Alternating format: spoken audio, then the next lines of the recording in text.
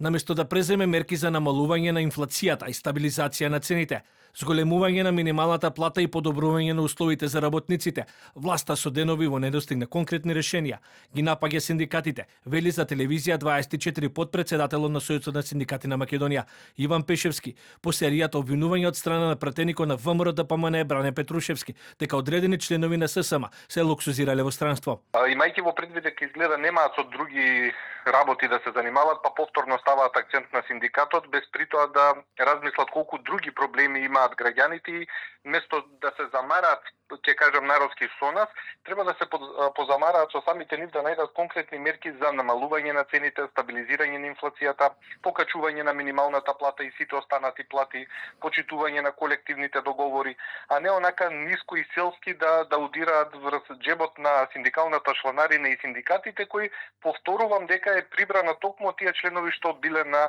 овие спортски игри што беа тема веќе пети ден поред. Од власта пак и денеска го повторија ставот дека Сојузот на синдикати на Македонија и председателот на УПС Трпе Дејановски за организација на спортски игри потрошиле околу 60.000 евра. Според Петрушевски станува збор за средства обезбедени од чланарина на македонските работници кои се членови на синдикатот. Дали се точни информациите кои ги добивме од свиркачи во синдикатот дека на спортските игри предност имале да одат оние кои заедно со него и Трендафилов протестираа, а воедно се членови на СДС.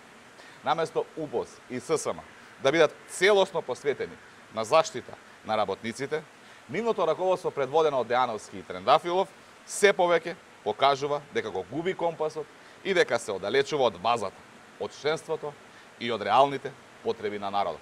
Телевизија 24 претходно го контактираше и Дејановски, кој децидно ги демантираше обвинувањата на Петрушевски, додека Пешевски денеска дополнително појасни дека организацијата на настанот во странство била донесена со одлука на сите синдикати кои се дел од ССМ. Имајќи во предвид дека синдикалната чланарина е токму прибрана од членовите на синдикатите кои учествуваат на конгреси, на спортски игри, на обуки, на семинари и сето она што е предвидено со нашите статути и програма за работа, но во конкретниот случај многу гранки која прашаа колку чини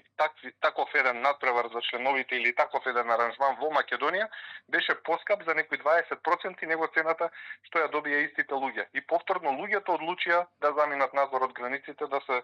рекреираат, спортуваат, натпреваруваат и така натаму. Инаку обвинувањата меѓу синдикалната организација и власта не се новина. Претходно недоразбирање и серија обвинувања беа упатени кон други членови на раководството на ССМ, а во неколку наврати беа инволвирани потесни членови на нивните семејства.